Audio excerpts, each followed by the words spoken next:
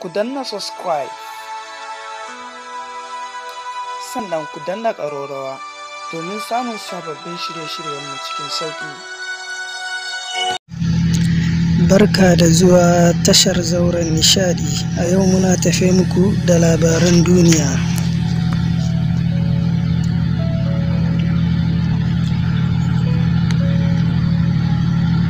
Da na zauna a gida gara na fito waje na kamu da cutar coronavirus saboda bala'in matata ya fi na coronavirus.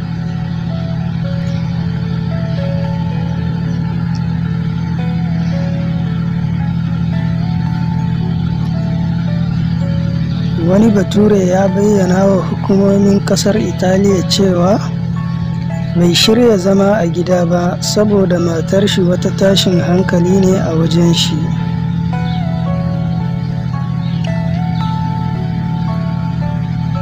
Baturen, wanda ba a bayyana sunan shi ba, ya bayyana hakan ne a wata hira da aka yi da shi, inda ya ce matar shi tabbas ta fi cutar coronavirus bala'i, saboda haka ya gwammace ya kamu da cutar da ya zauna a gida.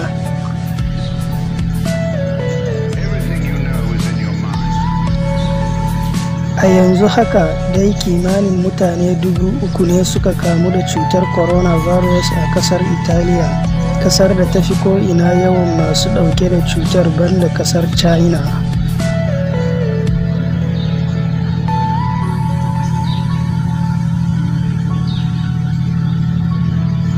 Hukumomin kasar Italiya sun buƙaci kowane mutum ya zauna a gida kafin su nemo mafita akan wannan cutar da ta addabi kowace ƙasa ta duniya.